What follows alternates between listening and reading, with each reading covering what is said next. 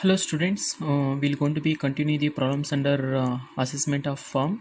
So this is a problem number 20. Okay, so in this problem we're going to be see they ask you to calculate total taxable income as well as that is tax liability of the firm. Okay, so the Pankaj and Sanjana are the working partners in a professional firm of chartered accountant of the firm assessed under section 184 of the income tax. So that they are telling Pankaj as well as Sanjana they are satisfying whatever the condition which is specified under section 184.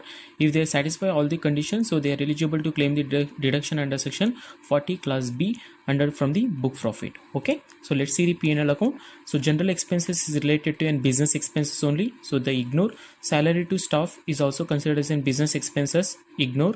Salary to Pankaj and salary to Sanjana is considered as a non-business expenses because so the salary is received by the partner. Okay, so I already explained the reasons, because it is not taxable under the income from salary because they are not satisfy the employer and employee relationship. It is a taxable whatever the salary and commission bonus and anything if it is received by the partner, it is taxable under the income from business. So that's why we will going to be consider this one as a non-business expenses add back.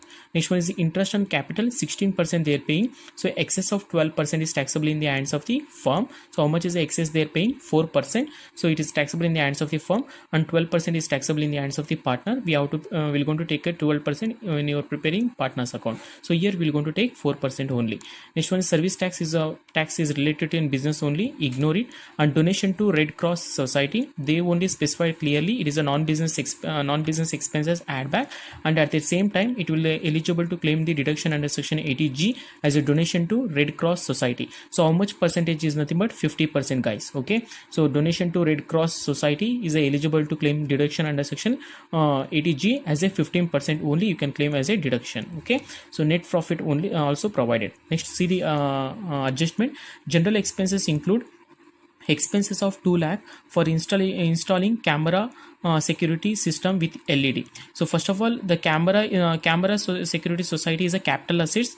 Okay, so what we need to do whenever the capital assets is there, same asset will going to be add back, and for the same assets we're going to be make depreciation, right? Same thing we have to do in this problem also. So general expenses include 2 lakh they will going to be spent for purchasing of camera security of LCD. So this is a capital assets, guys. So capital assets we have to be add back, for the same assets we have to be deduct as a depreciation for admissible expenses. So okay, so what is the depreciation rate for camera security is nothing but it is a capital assets, so it is a fixed assets of 15% we have to claim as a depreciation. It is like a plant and machinery. Okay, so 15% depreciation we have to deduct as a admissible expenses. 2 lakh add back as a non-business expenses, and 15% you can claim as a depreciation under admissible expenses.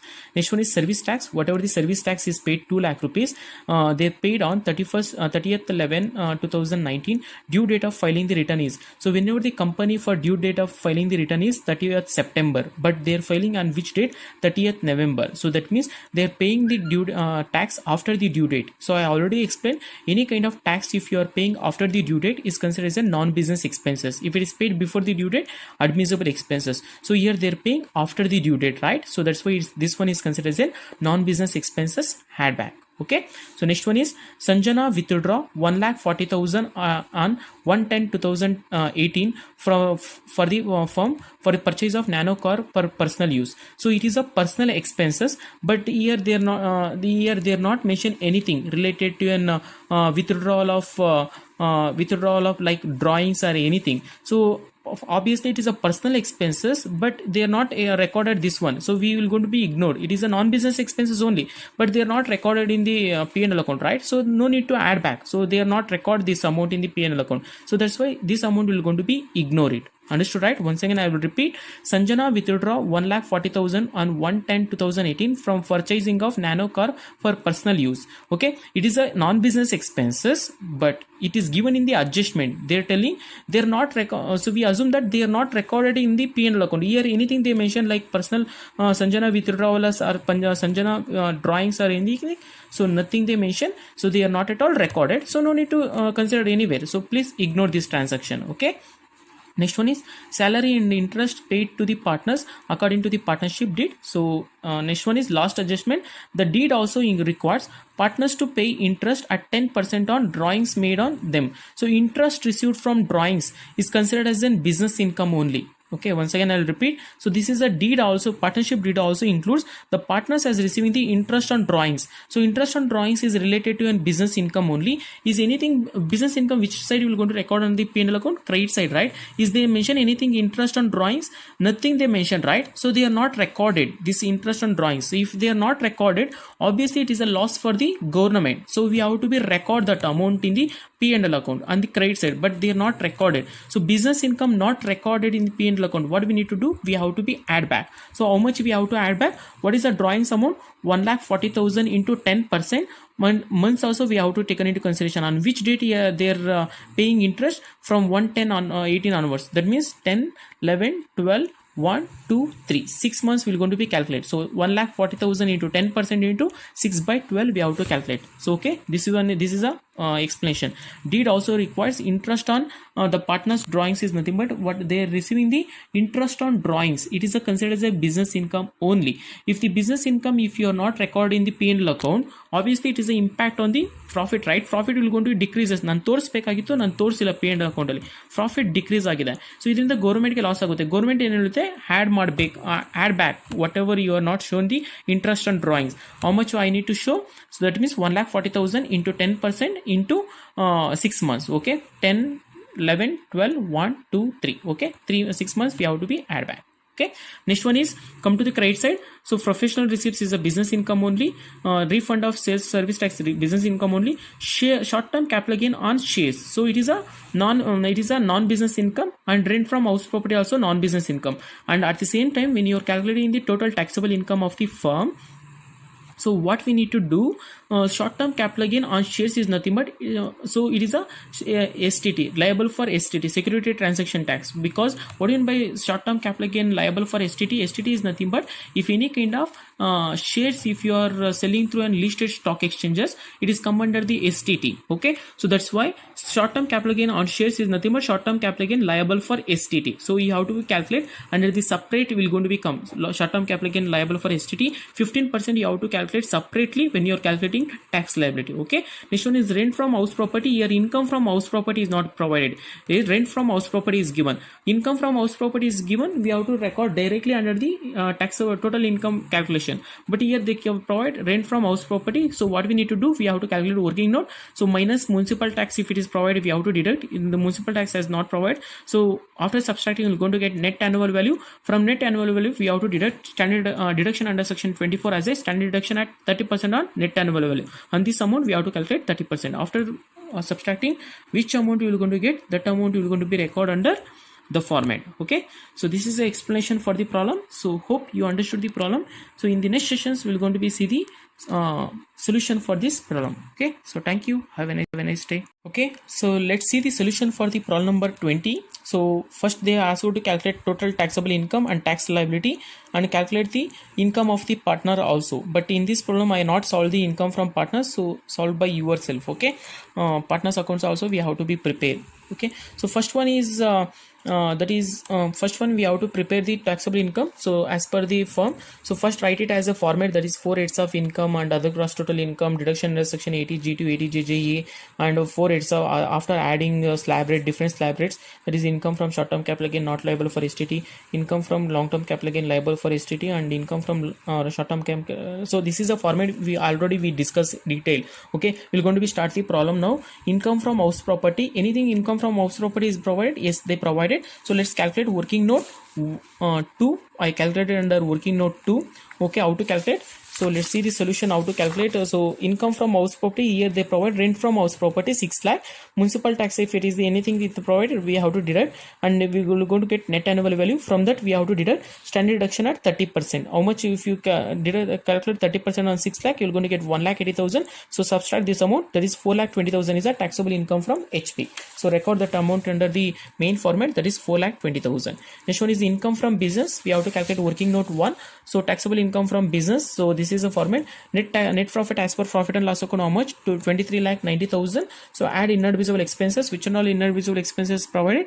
Salary to Pankaj, salary to Sanjana, and interest on capital excess of 4% we have to calculate, and some donation it is a non-business expenses add back, and general expenses it is a capital expenditure add back 2 lakh. For the same assets we have to calculate depreciation. Okay, so sorry, here depreciation I calculated 2 lakh. Okay, so next one is anything they provided. Yeah, this one interest on drawings. This is considered as a business income not created. So we have to add back salary to Pankaj, salary to Sanjana, interest on capital, donation to Red Cross, general expenses include this is the capital assets add back. For same assets I calculated depreciation also here. Depreciation on camera 15%. Okay, so subtract this amount, and the service tax they are paid after the due date. So that's why I added. And business income not created, that is interest on drawings is a business income, but they are not shown in the P&L account credit side. So that's why we have to show back add back 1,40,000 into 10% is the interest. Or for how many months they are paying? From 10 onwards, 10, 11, 12, 1, 2, 3, 6 months we have to calculate.